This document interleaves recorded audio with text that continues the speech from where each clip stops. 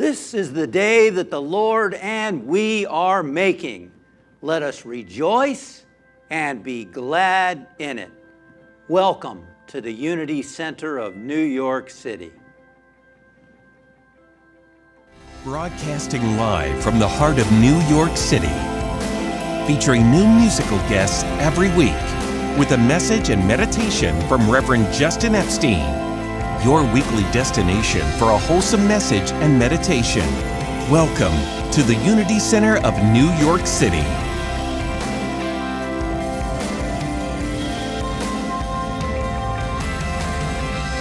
Good morning. Welcome to Unity Center of New York City.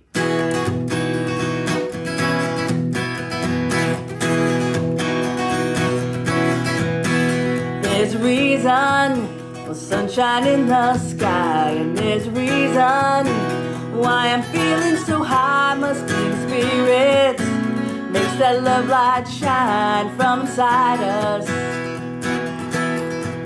So let that feeling grab you deep inside and send you reeling where your love can't hide, and let the Spirit lead you through your life. It's a blessing. Just let your love flow like a mountain stream, and let your love grow with the smallest of dreams, and let your love show. And you'll know what I mean. It's the season. Let your love fly like a bird on a wing, and let your love bind you to all living things, and let your love shine. And you'll know what I mean. That's the Spirit. There's a reason for the warm, sweet nights, and there's a reason that the stars shine bright through every season, when the Spirit shines all around us. So let the Spirit fill that empty space, and then you'll feel it, that loving embrace, and let the love light shine in every place. You can't hold back. Just let your love flow like a mountain stream, and let your love grow with the smallest of dreams, and let your love show. And you'll know what I mean. It's the season. Let your love fly like a bird on a wing, and let your love bind you to all living things, and let your love shine. And you'll know what I mean. That's the Spirit. Just let your love flow like a mountain stream, and let your love grow with the smallest of dreams, and let your love show. And you'll know what I mean. It's the season. Let your love fly like a bird on a wing, and let your love bind you to all living things, and let your love shine. And you'll know what I mean. That's the Spirit.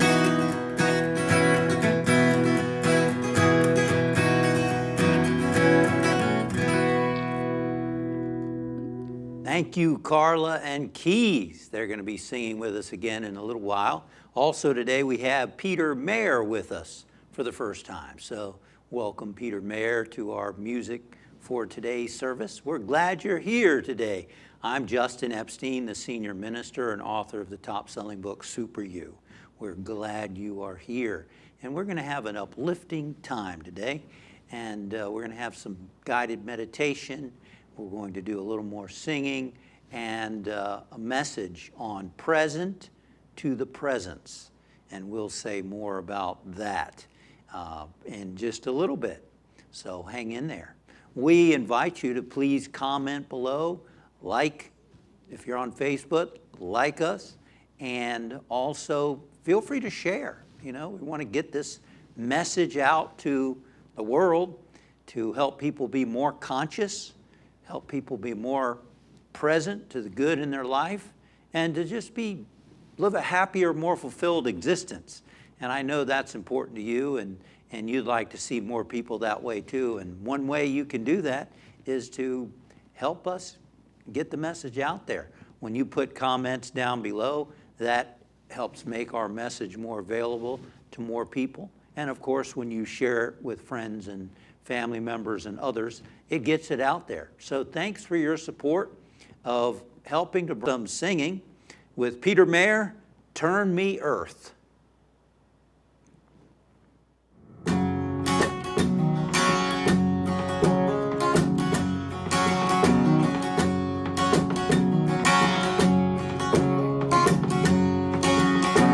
Turn me earth to a new sunrise. Turn me into the light of morning. Turn me earth when I close my eyes. Turn me into the night. Turn me earth, the blackbirds trill. Turn me into the light of morning. Round again to the whippoorwill. Turn me into the night. Turn me, turn me, turn me into the morning light. Turn me, turn me, turn me into the night again.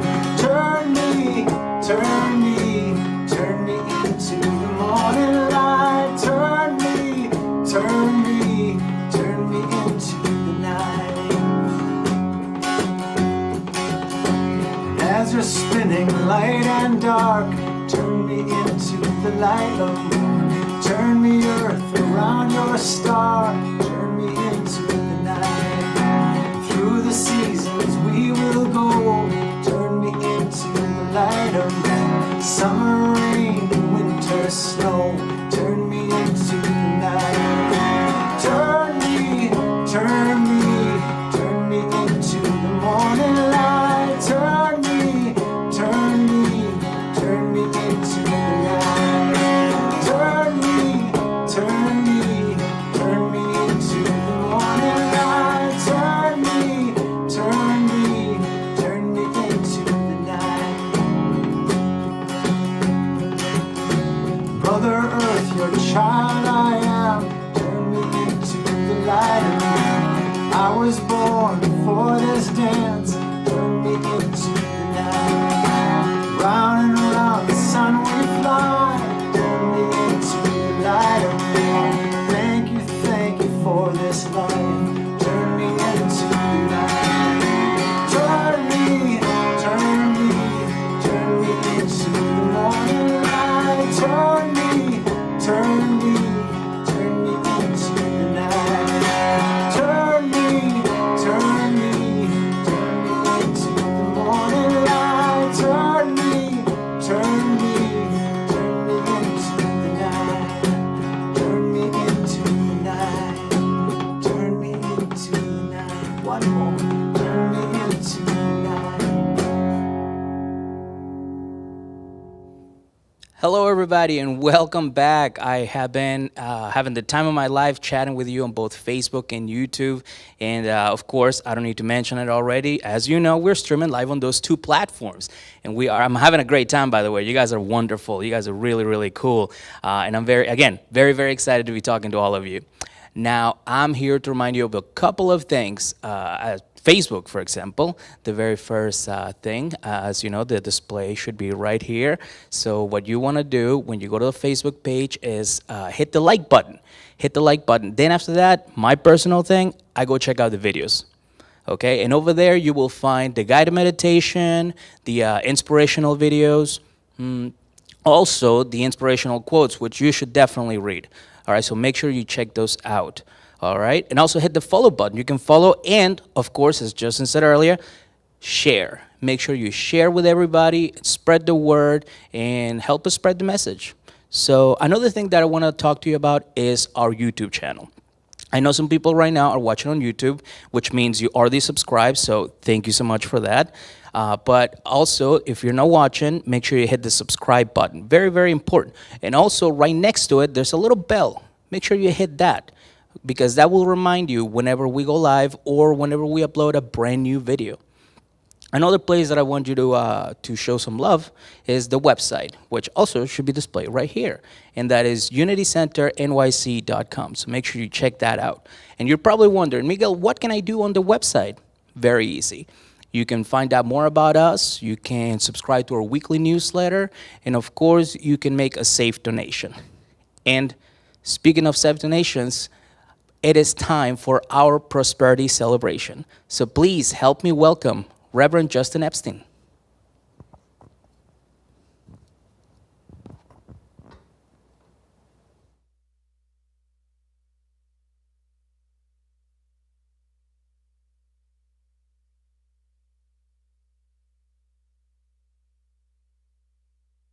Folks out there today, and you got a little fan club going. Well, we'd like to, first of all, before we move on, remind you that on September 12th, we're going to be live in the space. So we'll tell you more as we get closer to the date with more details. You know how things change these days with all the details and so on. And Debbie Mullinax, our operations manager, is keeping up on all that. So as we get closer, we'll let you know just exactly what it's going to look like here live, all right? But that is the date that we are targeting and plan to have people in the space, all right? So now's the time for our prosperity celebration. It's a celebration because we want to develop a prosperity consciousness, right? And a lot of people have so much fear around money, and it's understandable. You know, we grow up, we're conditioned with fears around money and what that means. And to develop a prosperity consciousness, it's important to put money in its right perspective and to see money as an avenue through which spirit expresses, to see God as the source of all our good. It's God that's the source, and money is a flow that comes through various avenues. It comes through jobs, it comes through all kinds of ways. You never know where. And prosperity is not limited to money, obviously. It has to do with health, it has to do with relationships, has to do with fulfillment and connection with spirit. All of these things are part of prosperity, a prosperity consciousness. And everything is connected with giving. That's a spiritual law in the universe, in every area of our life, including money. So as we give, let's give with the spirit of we're letting God be God through us, through our giving, that our hands are the hands of God. And that's how we put God first, even with money. So we appreciate your support, being an instrument, an avenue through which God's good can flow, supporting Spirit's work through this ministry out to the world. And we are reaching thousands every month with our efforts that we're making to get this message out there. And we appreciate you and your support. So let's take a moment now and we bless our gifts. We acknowledge that divine love flowing through me blesses and increases all that I give and all that I receive. Together, divine love flowing through me blesses and increases all that I give and all that I receive. And so it is. Amen. In just a moment, we're going to have a guided meditation, and that is a time to quiet the mind, relax the body, and tune in to that Spirit of God that is within all of us. That's what's unique about unity. Unity's been around for over 100 years now. They were teaching back in the late 1800s that God or Spirit is within every person, just like the wave is part of the ocean. You and I are part of God. It's in everything, and it's expressing in and through and as each one of us. And through meditation or silence, being still, whatever you want to call the process, we're basically reminding ourselves of that reality and connecting with it, being open to it, getting ourselves into that watchful state, because that's what happens in a meditation. You're learning to concentrate your mind and disidentify with thinking and feeling. You're learning to reclaim yourself as consciousness, as spirit. So we like to lead into that with a little repetitive, quiet song to get our mind in the right place, to get our mind uplifted. So let's join Carla and Keyes now with Spirit Guides Me.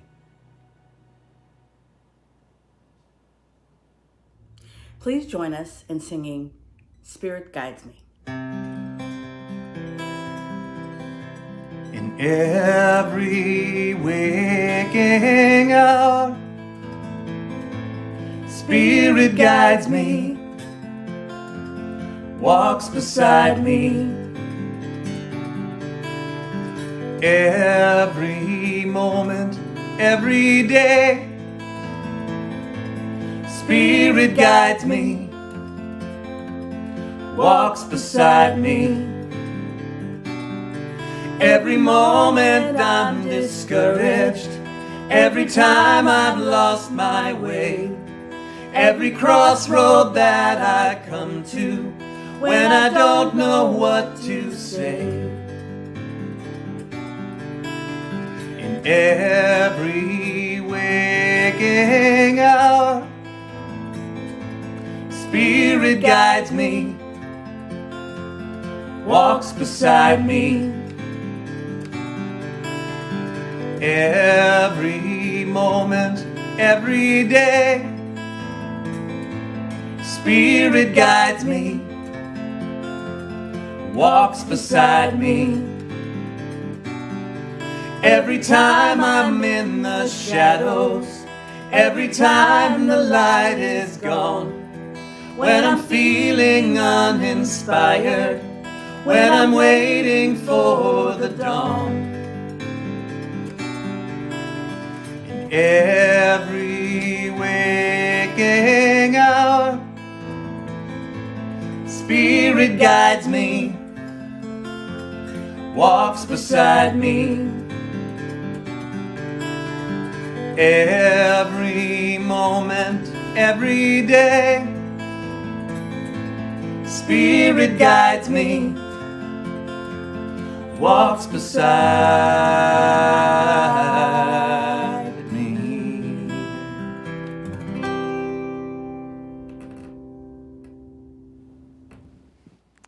And let's now take a nice, long, cleansing, deep breath.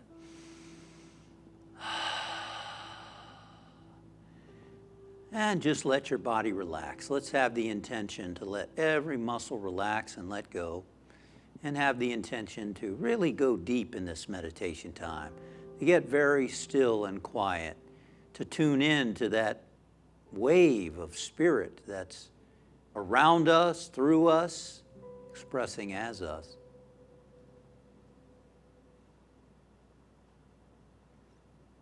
So let's sit upright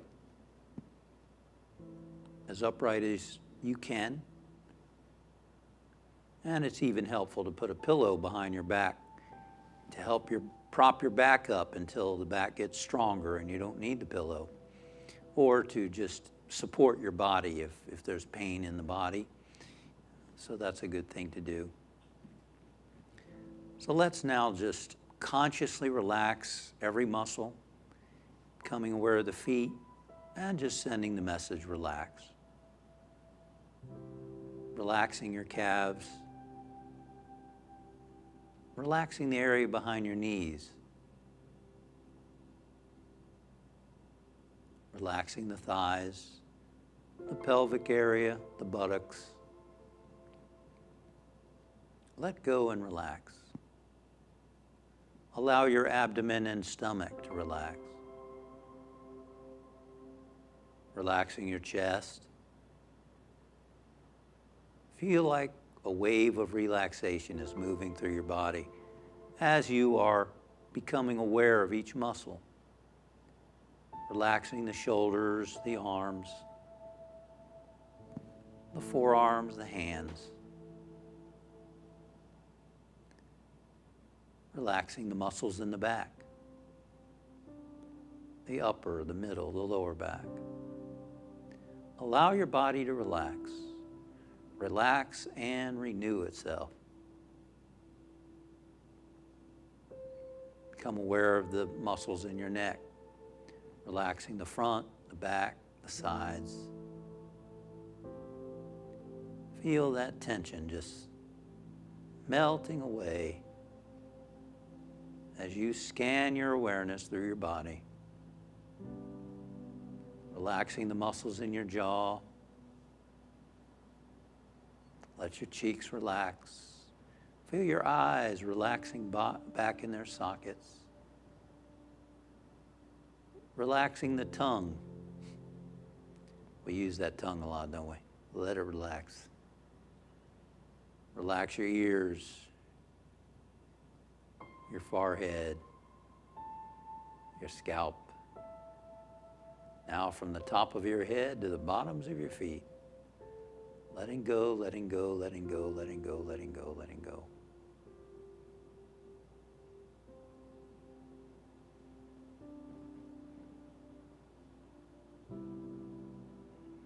It's amazing to remember that right now you and I live in a stream of guidance, stream of wisdom. Remember that wisdom, that guidance, that spirit is expressing as you. You're never separate from it. So guidance isn't something that comes and goes. We're always connected with it. It's always happening. You don't have to pray to get guidance to come in. You don't have to convince God to give you guidance. You're part of it. I mean, it's the same guidance that created DNA. It's the same guidance that is beating your heart, causing you to breathe. It's taking care of the cells in your body and all the functions of your body, things that you and I don't think about. We're not thinking about this stuff. We're not controlling it. The force that created all of that has been creating everything for 13.8 billion years. And it's creating everything around us.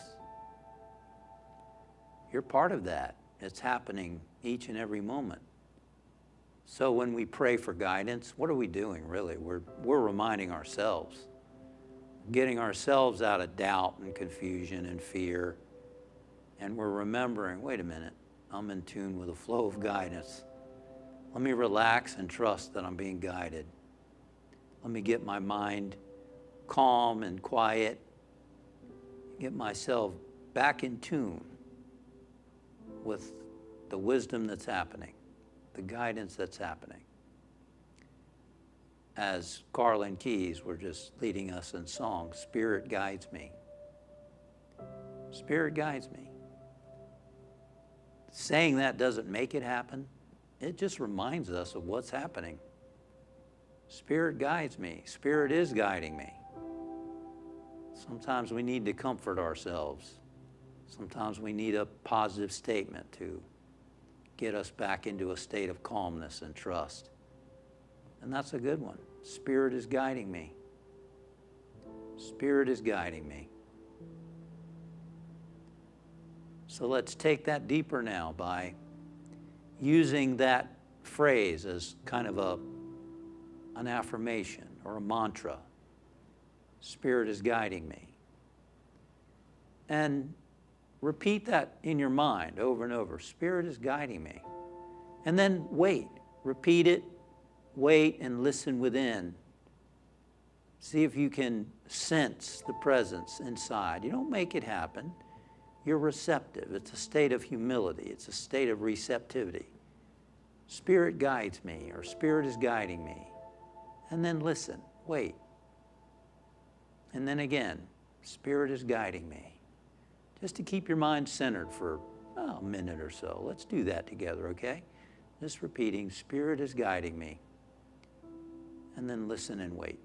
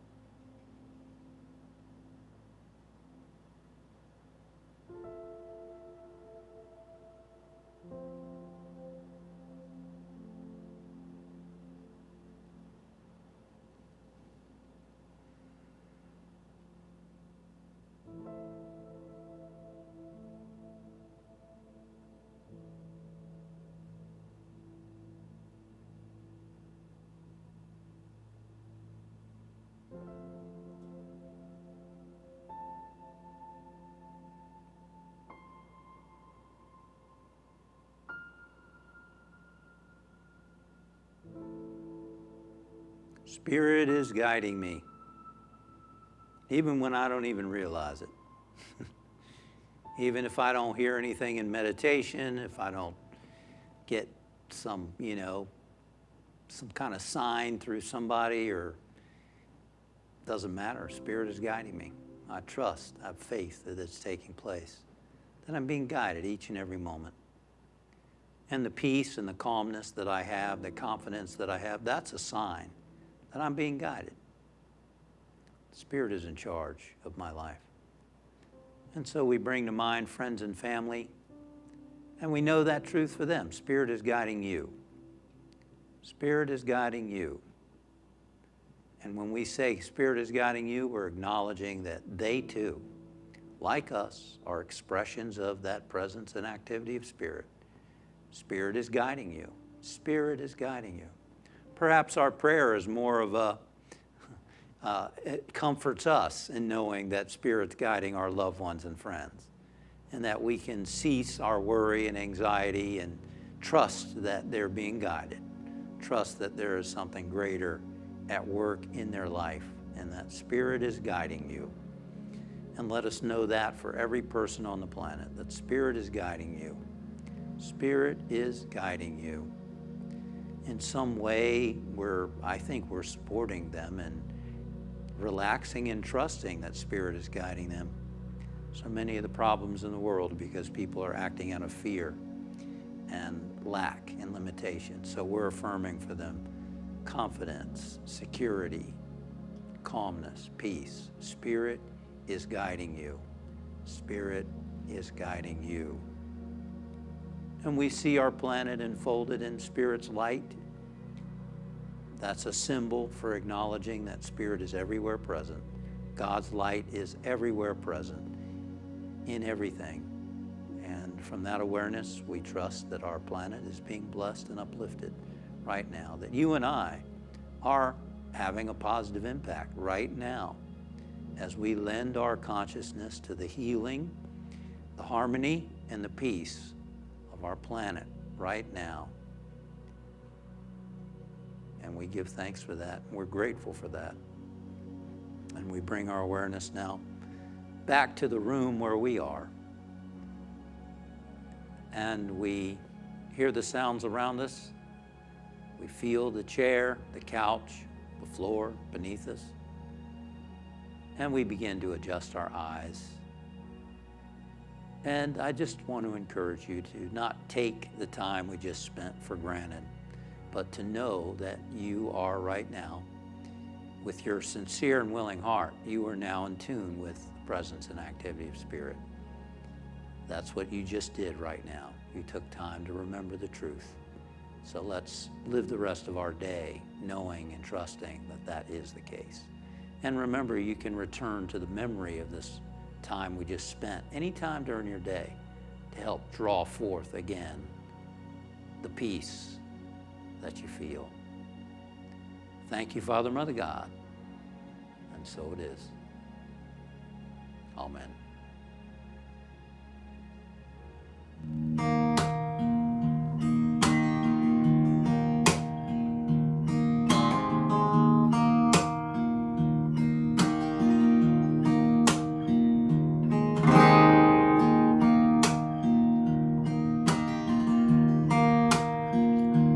When I was a boy, each week on Sunday we would go to church, pay attention to the priest. He would read the holy word, consecrate the holy bread, and everyone would kneel and bow. Today the only difference is everything is holy now. Everything is holy now.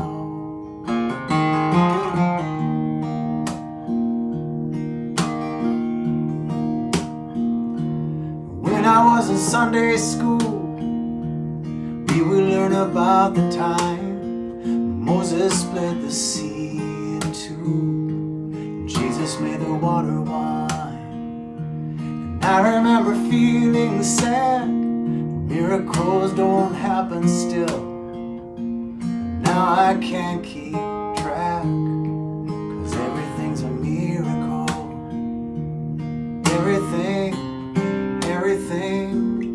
Everything's a miracle.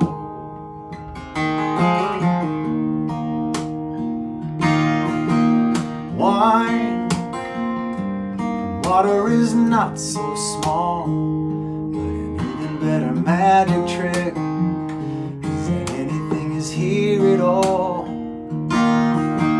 So the challenging thing becomes not to look for miracles, but finding where there isn't one. When holy water was rare at best, it barely wet my fingertips. Now I have to hold my breath like I'm swimming in a sea of it. It used to be a world half there, heaven's second-rate hand-me-down, but I walk it with a reverent air, 'cause everything is holy now.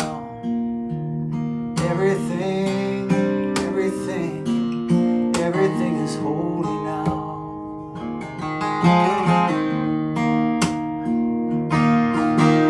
Read questioning child's face, say it's not a testament, might be very hard to say.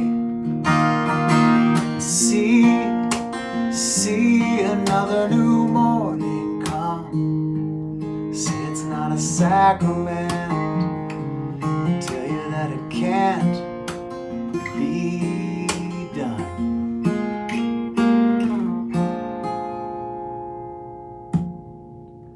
This morning outside I stood, saw a little red-winged bird shining like a burning bush, singing like a scripture verse. It made me want to bow my head. I remember when church let out, how things have changed since then. Everything is holy now. Used to be a world half there, heaven's second-rate hand-me-down, but I walk it with a reverent air, 'cause everything is holy now.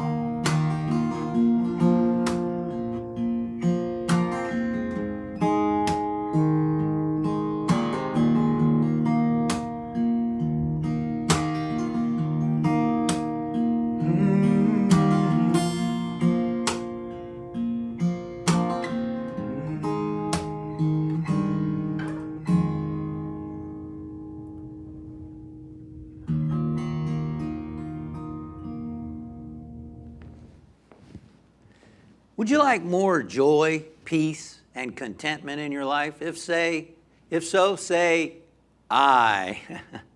I. Who doesn't, right? Aristotle, the great philosopher, said that the ultimate aim of everyone is happiness. We think it's the new car, we think it's the decorated apartment, or we think it's the life partner that's going to ultimately bring us the happiness. But if you look around and you look at experience, we ultimately find, no, that's not actually going to do it. The life partner is not going to bring you contentment, peace, and happiness. It's nice to have a life partner that's harmonious and it adds a lot to our life, but ultimately you're here to serve that person. You're here to be, to give. You're here to help make their life happier, see? And ultimately, we've got to find that peace, that happiness within. And I know that since you're watching this and listening to this, you know that. You have learned from experience that, yeah, the world isn't quite going to do it for me. I've got to find another way. Many of us have experienced anguishing monotony from doing things the way the world thinks that that's the way they should be done. Man, I first realized that when I was freshman in college. And I was, one day I was looking into the mirror and I noticed the lights had gone dim in my eyes. And I thought to myself, what happened to all that enthusiasm? What happened to that joy that just months ago I had? Something happened, and I'll tell you, it doesn't take long, folks. There's a lot of people out there who are happy with their lives, everything's going the way they want them to do. I don't know how many people it's like that, but things are pretty good. But you just never know when something's going to happen that can really uproot your life. And that's why it's important not to build your house on sand, as Jesus, the way shower and teacher and friend, talked about. Don't build your house on sand, build it on rock. Well, apparently, to some degree, my house was built on sand because I had been happy, but then I got into my first romantic relationship, and it was wonderful and it was terrible all at the same time, right? It was full of passion and excitement and joy and love, and it was also full of arguing and bickering and confusion and all that stuff. How many of you have had that experience in a relationship before? Man, yeah, it happens. I just thought it was my mom and, my parents. It was just them. No, it's called human nature. It's called two humans getting together and having to adjust to each other. Anyway, all that was going on. And then when I went to school, I'm giving you the short end of it, I started to develop social anxiety. Never felt it before in my life. Never had a self-conscious bone in my body that I could remember interacting with people before that time. And just everything came together to where I just started to feel anxious and self-conscious. Even with family members at one point, it was really ridiculous. It's amazing how this mind can really mess you up. It really can. It can really mess you up. And I say the mind, not you. I'm not saying I messed myself up. The mind. You're not the mind. You're not your mind. You and I are the one that lives in this body, has a mind, has a body, has emotions. And I don't think it's too much to keep repeating that because most people don't know that. So that was happening. And also what else was happening in my little mind and little sense of the world, I had such an amazing experience in high school that I felt like I'd been on the top of the world. I really did. It was like, wow, this was amazing what just happened. And now I got to do it all over again. Now what? Now I got to study again. I got to what?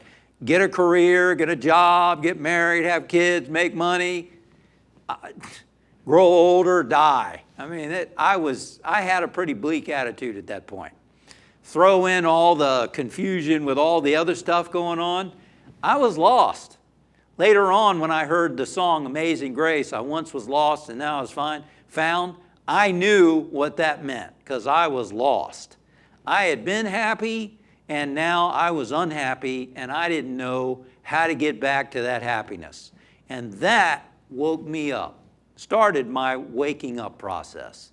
I started to search. I started to read books, picked up one of my mom's yoga books, To Know Yourself by the late Swami Satchidananda. He was a yoga master back in the days when that stuff was weird. Okay? He was a yoga master. And I started searching. And over time, my mind got clearer.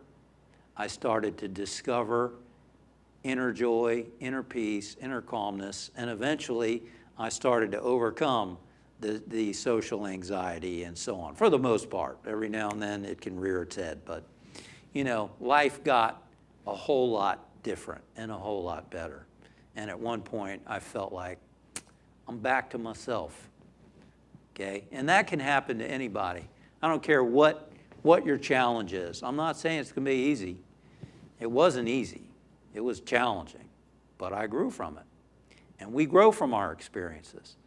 So, I reached that point, as the sage said, of anguishing monotony. It just felt like monotony. I didn't, I had the peak. I had all that for my little mind, my little experience. I had everything at one point. And then it was like, all right, what else is there? Because it's not that great. It's okay, but it ain't that great. Something was missing. And you know what? If we're honest with ourselves and we look deep within, something's missing. If we look at ourselves, we realize that I'm not okay inside. I'm a little, anxious or worried or fearful. Maybe there's some moments of happiness and joy we might experience. But if you're honest with yourself, you probably will say, yeah, you're right. There is something that's a little out of whack inside. And I would like to have more joy and less worry and less fear and less insecurity and less jealousy and envy and less needing things to be a certain way and, trying to control everything. There's nothing wrong with any of that. I mean, I'm not being judgmental here. I'm not making moral judgments. We can do that all we want. Hey, go after whatever we want. That's fine. Nothing wrong with that. It's just not going to work. It's not going to be fulfilling. I was inspired at that time in college. I decided to read a book by Henry David Thoreau called Walden, where he basically went to the woods and lived by a lake, and he wanted to live simply. He said, I went to the woods to live simpler. I wanted to live life simply. I wanted to live life fully and suck the marrow out of life. I thought, wow, that sentence really grabbed me. I was like, that's what I want. I want to live my life fully too. I want to suck the marrow out of life. And guess what? That's spiritual growth. That's personal growth. It's not, you can't just say, oh, I want to live life fully and now you're doing it. No, it's work, it's effort, it takes energy because we're so conditioned with the other stuff. And so here's the challenge with living life fully, with sucking the marrow out of life. And hey, it's expressed by the Buddha. And that's not the Buddha, but it's a pretty good quote. But here's the Buddha. Where did the Buddha go? Do not pursue the past. Do not lose yourself in the future. Look deeply at life as it is in this very moment for stability and freedom. Isn't that what we want? We want freedom. We want freedom from worry and anxiousness and need and, all that, having to control everybody and everything. If we're honest with ourselves, we could probably see all that happening. We want freedom from that. And here's the challenge. The challenge to that, as is pointed out by many great teachers and sages, is that we identify with the mind. We identify with the mind. We've been conditioned to think that I am my thoughts, I'm my emotions, and so we're always trying to think and figure stuff out and always solving a problem, the mind is always going. Why did she say that to me? And blah, blah, blah. We've got judgments and evaluations and criticisms about everything. Why is he driving that way? Why is she dressed that way? And of ourselves, looking in the mirror, oh, I got another gray hair, or oh, another wrinkle, or, it just goes on and on and on. Why? Because that's how the mind is. That's the mind separate from being connected with the self. That's how the mind is. And when we identify with that mind like that, it just goes on and on and on and on. And you're on a treadmill of junk continually. Anybody know that treadmill? Yes. Do we want to get off the treadmill? Because that's what we need to do. We've got to cease identifying with the mind and learn to be more identified with our true nature, which is what? Who we really are. Well, who am I? Who are we really? We are God being God as us. Well, what does that mean? That means that you, in there, hello in there, you in there, who is aware of your thoughts, who is aware of your emotions. You are consciousness. That's who you are. You're not Justin, you're not John, you're not Jane, you're not Mary. You are you in there, consciousness. That is an expression of the consciousness of the one consciousness, spirit, right? That's who you are. Now, why is that important? That's important because now when you are in that awareness state, now you can watch those thoughts without getting sucked into those thoughts. How do you get sucked into those thoughts? Why did she say that to me? That's just not right. She needs to treat me with greater respect. You know, see what I'm saying? Now you're on a train of drama. As opposed to, okay, I see those thoughts going on in there. I'm not going to go there. Or I'm just going to feel that anger, that frustration, that sadness. But I'm not that sadness, so I can watch it. See, it's when we identify with it that we get in trouble. Oh, I'm so sad. Now you're the sadness. You're not the sadness. You're having an experience. Your heart is sad. What's the difference? The difference is you're the one watching it. You are much higher than the vibration of sadness and thinking. You understand that? You are the one in there. You're living in a higher dimension than your thoughts and your feelings. So yes, your heart may be feeling sadness. Your mind might be full of mishigosh, to use a little Yiddish. But you are the one watching, or you can be. And the goal is to be in that awareness state all the time. Why? Because now you can live your life and not get sucked into the mind and the emotions. You can still enjoy what's happening. Ideally, we're rooted in that seat of self and we can enjoy even the mishigosh as it goes on, right? I mean, don't we like movies? Most people like movies. I don't understand people who don't like movies, but anyway, most people like movies. Why? You're watching a bunch of drama going on, and it's kind of fun, isn't it? What if our life became a movie? Wouldn't that be cool? Oh, look what Justin's doing again. Look at the mind going about that. Isn't that interesting? Look at these feelings going on. That's what the poet Rumi talked about. He talked about, watching and enjoying all the kinds of emotions that are happening. That's a very high state, folks. What we're talking about now is not, I've heard that before. Yeah, are you doing it? Are we living it? And if we aren't living it, then it doesn't mean anything. Spirituality is about transforming our consciousness. It's about life. It's not about, I read Wayne Dyer and I've read all of, this and that, and I've done this and I've been to the Himalayas and all that's nice, but that's not spirituality. Oh, but I meditate every day. That's fine. What are you doing the rest of your life? How are you living the rest of the day? I used to have a neighbor who was very into spirituality. He was very into meditation, and he had the books of the Himalayan masters, and he had crystals and all kinds of stuff. And I loved him, he was a fun man. He was a nice man. But sometimes it was like, whoa, where did that behavior come from? That's not spiritual behavior. So let me show you what I really want us to practice today. And it has to do with, again, first, but in order to do it, you got to remember I'm not my mind, right? I'm the observer. Here's the practice. The sage Patanjali, he wrote down the truths of the great enlightened masters, okay?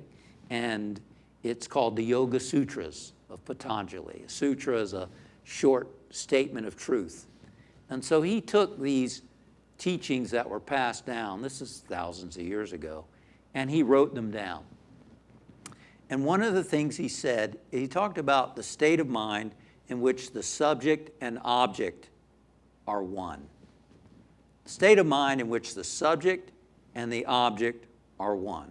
Stay with me. I'm not going to get too complicated because this is not all that mystical, okay?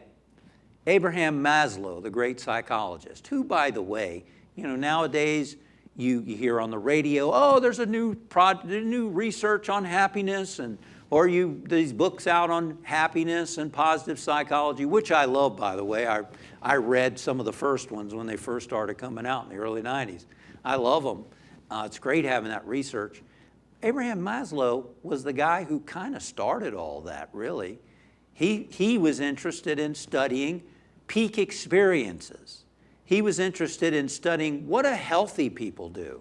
Because back in his day, it was all about, let's study unhealthy people and figure out how to make them less unhealthy. Then Maslow came along and said, why don't we study healthy people? Why don't we study people who are high performing and living life fully? Let's see what they do and imitate them. And so, kudos to him, Abraham Maslow. He talked about peak experiences. Peak experience where you're in the present moment. You are living in the now, fully and completely, and there is an uplifted state that happens. How many uplifted peak experiences have you had in your life?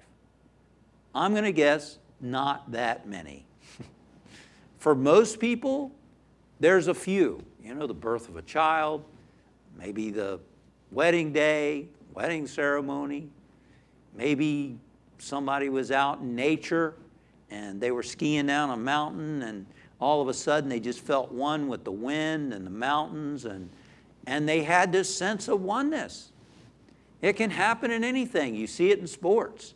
I believe it was Mickey Mantle who said that when he was in the zone, in a peak experience, as Csikszentmihalyi talked about flow, in the flow, the ball would get bigger. It looked bigger. Athletes sometimes enter into that zone state. You see it in the Olympics. Some of these people are just totally in the moment. They're free of fear. And it's amazing to be in that state, in under such pressure. Doesn't mean they're not have some kind of tension, but they're totally in the now and the focus. And they can be in a peak experience. How many have we had? Here's what some of the sages have told us. Every moment can be a peak experience. I don't know about you, but I can't think of anything better than that. Every moment can be a peak experience. Isn't that what people really would like? Hey, why wouldn't you? Why wouldn't you want every moment to be a peak experience? Isn't that what people's idea of heaven is? You believe, a certain philosophy, you die, and now you're in heaven with everything's wonderful, and they're playing all your favorite hits, and the streets are flowing with milk and honey. You don't have to worry, you don't have to be afraid. You can do whatever you want, right? Isn't that what people think? Well, that ain't going to happen. But what can happen is, what music are they playing up there in heaven? I'm not wild about classical music all the time, But what can happen, as Jesus said, the kingdom of God is at hand, is that when we are totally focused on what's happening in the now, there is joy, there is peace, there is contentment, there is upliftment, there is peak experience. And every moment can be a peak experience. But what most people are doing is, the reason we're not in that state every moment is because we're in the mind. We're thinking. As Eckhart Tolle says, we're addicted to thinking. Addicted to thinking. Hey, I can identify with that. I love to think. Yeah, but Justin, don't we need to think? Yeah, we do. Our mind can be used as a tool. That's what it's meant to be. A tool to write, a tool to solve a problem. But every moment of the day, thinking, worrying, anxious, it's the mind. That's the challenge. See? So what really happens for most people is they're trying to create experiences out here that are so powerful that it will pull them out of their mind into the present moment where they have a peak experience, if they're lucky. And that can happen in a sports event.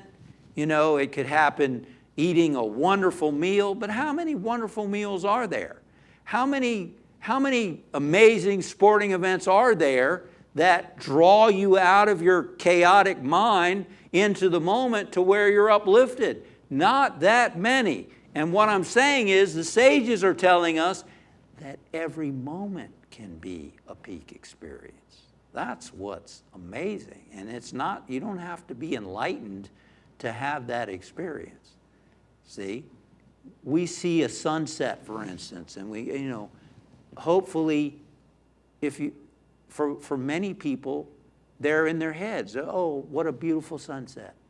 Oh, that reminds me of a sunset I saw when I was out in Hawaii on the mountaintop.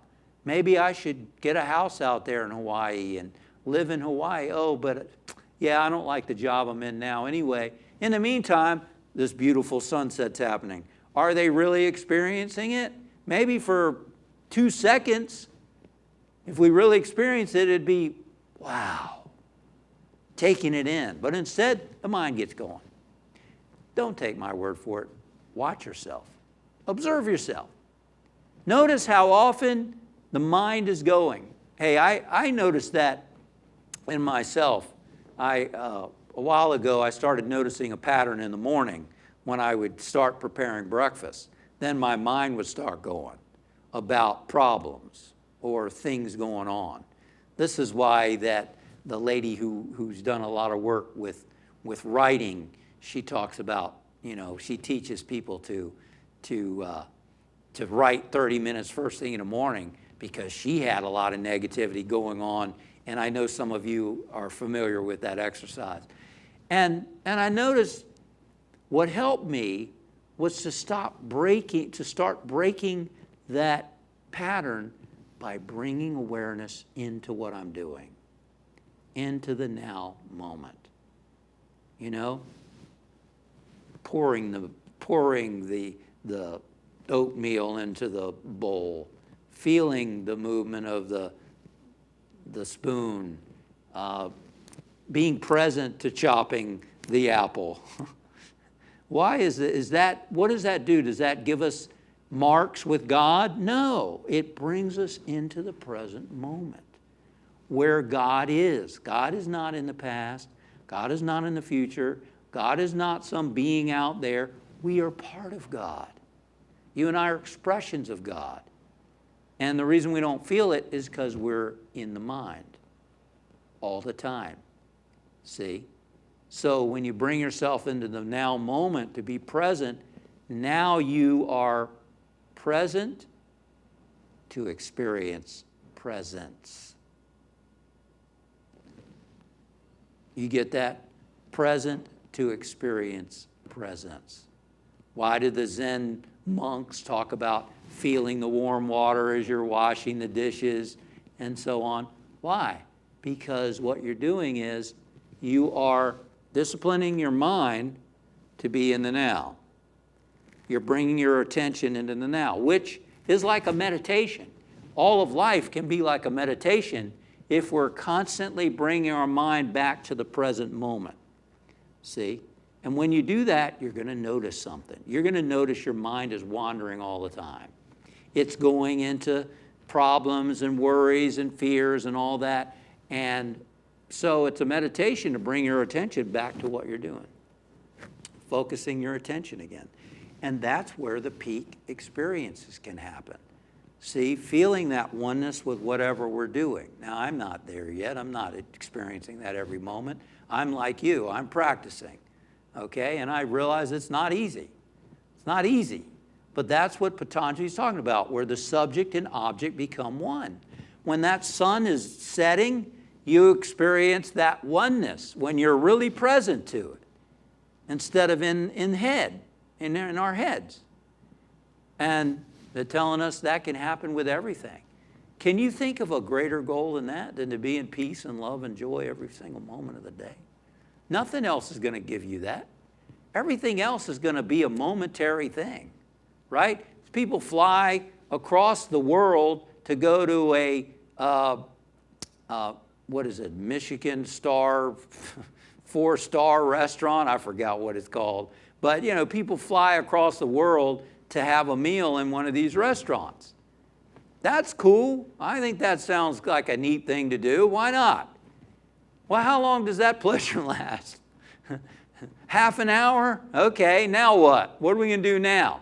See, most people are trying to create experiences that draw them out of their mind. They don't realize that, so that they are in the now and experience presence. Well, that's a lot of work.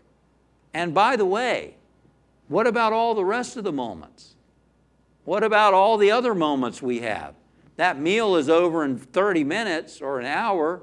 Then you can tell your friends about it, and then you can remember it, and then 2 years later, it's like, okay, where are we going to go now? You know, what about the present moment? What about joy and peace now in the present moment? So that's the practice. And, you know, we've gone very deep here this morning. This is very deep stuff. This is not ho-hum. We're talking about life. We're talking about really living in the moment and being one with what's happening. You know, people are either trying to control the world, trying to make it have these peak experiences, which don't happen very often, that pull their mind out. They try to do it with drugs or alcohol. Again, I'm not making judgments on that. I'm just saying that all that doesn't do it, ultimately. It doesn't help every moment to be a peak experience. But this practice of bringing our attention into the now moment. What about your mind, Justin? Don't we need the mind? Yes. As Tolle says, he says the enlightened person will use their mind when they need it. They'll solve the problem or, you know, open up to that flow of creativity, and then back to being present. See? So the mind becomes a tool. You don't become a tool of your mind. We don't become the tool of our mind. The mind becomes our tool to be more present to what we're doing. Now, let me tell you, it's not easy. It's not easy.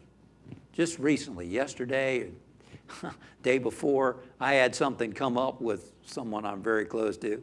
And it was, you know, the challenge was on my mind. And it was very difficult to just bring my attention back to driving and enjoying the experience of driving, bring my mind back to preparing lunch or whatever I was doing, because that mind wanted to try to solve the problem. That mind was rehearsing what I was going to say and blah, blah, blah, and there's a place for that. But it's not when you could be present to other things and be enjoying those present moments. I mean, I did manage to get back into the present, but it was challenging. And I'm saying it's not easy. It's challenging because we're so conditioned to identifying with the mind and being caught up in the mind. And I'm saying, bring yourself back to the present. Bring yourself back to the present. People are either trying to control the world to create these peak experiences that are rare, or they're controlling their mind with positive thinking, which is good, but thinking is on a lower plane than being present. Because being present is getting out of your mind. See, you're present, and then we can experience what Patanjali talks about, being conscious, experiencing where the subject and object become one. You are the sunset. You're experiencing the sunset completely. When you're listening to music, you're experiencing the music completely rather than, oh, I like this part that's coming up. Oh, yeah, well, you know, this reminds me of when I was a kid and blah, blah, blah, blah, blah. Blah, blah, blah, blah, blah, blah, blah, blah. Instead of letting the music wash over you. See? And other experiences. Being present to them. Letting the experience come in. And one of the reasons we don't do that is because we have so much stuff stuffed inside of us that if we let experiences come in, we're afraid we're going to experience that junk that's in there in our heart. And I've talked about that before, and We'll talk about it again in the future. But, add to your primary practices to be present in the moment, to be present to what you're doing. Doesn't mean you don't have goals, doesn't mean you don't make plans, but it means that as you're living your life, you are totally bringing your consciousness into the present moment.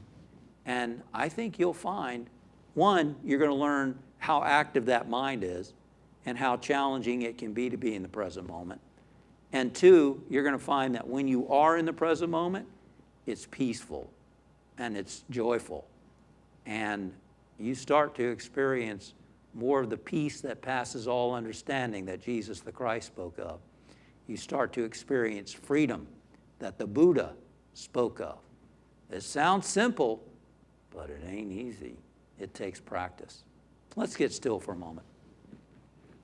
And we acknowledge, Spirit, that we are very living expressions of your presence, and that you are in everything. You're expressing as everything, which makes sense that when we are present to what is happening in front of us, we are present to you. We're present to ourselves. The psalmist said, perfect peace, whose mind is stayed on thee. Now that doesn't necessarily mean that we're thinking God, God, God, though that's a positive thing. But simply being present to what's happening is, in a way, keeping our mind on God. Just being fully present to what's happening in front of us. And we thank you, Spirit, for your guidance and direction. We thank you for this wisdom that has come to us from your great saints and sages. And we know and trust that we're being guided each and every moment, that you're giving us the strength and the power and the wisdom as we sincerely make the efforts to live these truths, that we're not alone, that you're always with us, within us, guiding us, protecting us, that we are your beloved children, so to speak. And even more intimately, we are your very expression, your very presence, and we're grateful. Amen. Thank you for being with us today. I just want to take a moment to thank Carla and Keyes, Carla Hall and Jim Keyes, and Peter Mayer for their music today. Coming to you from New York and Peter in Minnesota. Thank you. It was really enjoyed that music. I hope you did too.